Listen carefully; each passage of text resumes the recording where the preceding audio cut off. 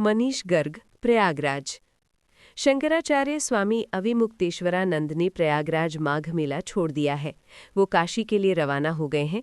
इससे पहले उन्होंने बुधवार सुबह प्रेस कॉन्फ्रेंस में कहा, आज मन इतना व्यथित है कि हम बिना स्नान किए ही विदा ले रहे हैं। इस दुख की भरपाई पता नहीं कौन सा नेता आएगा, कौन सी पार्टी आएगी जो करेगी। प्रयागराज हमेशा से आस्था और शांति की धरती रही है। श्रद्धा के साथ यहाँ आया था, लेकिन एक ऐसी घटना हो गई जिसकी मैंने कभी उम्मीद नहीं की थी। जिन्होंने सनातनी प्रतीकों का अपमान किया है, उन्हें औकात दिखानी होगी।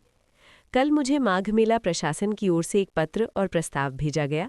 इसमें कहा कि मुझे पूरे सम्मान के साथ पालकी से संगम ले जाकर स्नान कराया जाएगा। मुझ पर फूल बरसाए जाएंगे, लेकिन मैंने प्रस्ताव को ठुकरा दिया। जब दिल में दुख और गुस्सा हो तो पवित्र पानी भी शांति नहीं दे पाता। अब स्वामी अविमुक्तेश्वरानंद का मामला इलाहाबाद हाईकोर्ट पहुंच गया है।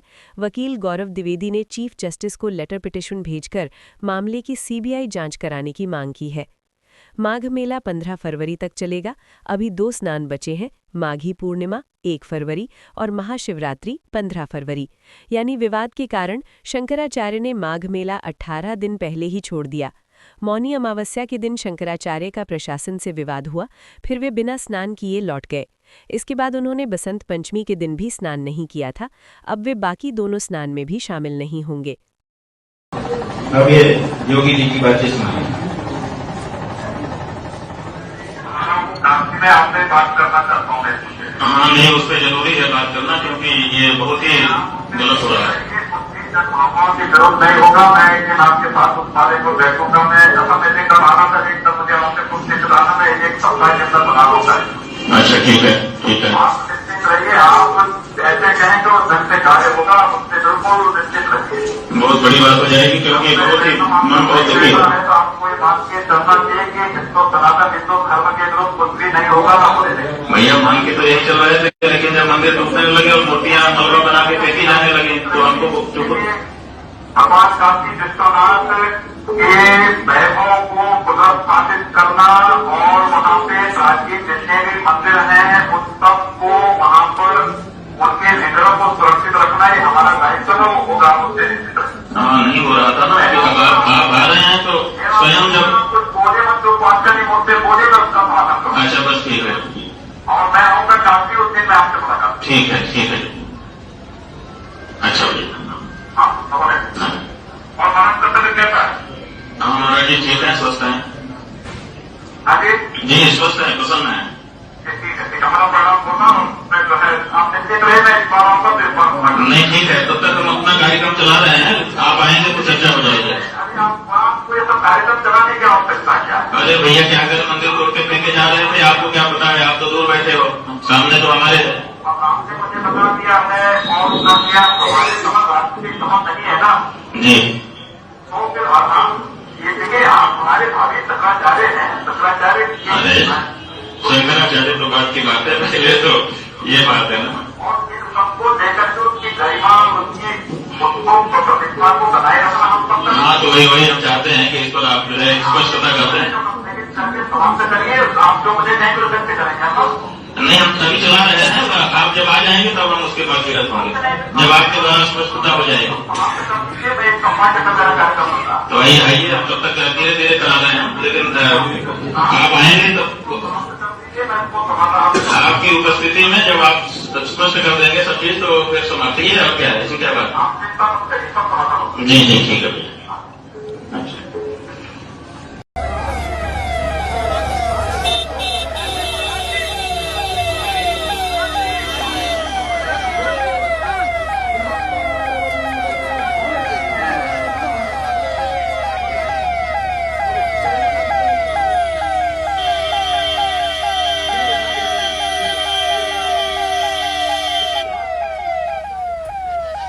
अधिकारियों द्वारा है या कहीं और से है, हालांकि उस दिन आपने थोड़ा संकेत भी किया था। इस कानूनी विषय देखिए, किसी के सम्मान की हत्या उसकी हत्या ही है। हमारी भौतिक हत्या का प्रयास उस दिन किया गया था, जो हमने आप सबसे बांटा था, लेकिन इन 11 दिनों में हमारे पीठ के सम्मान की हत्या तो कर ही दी गई।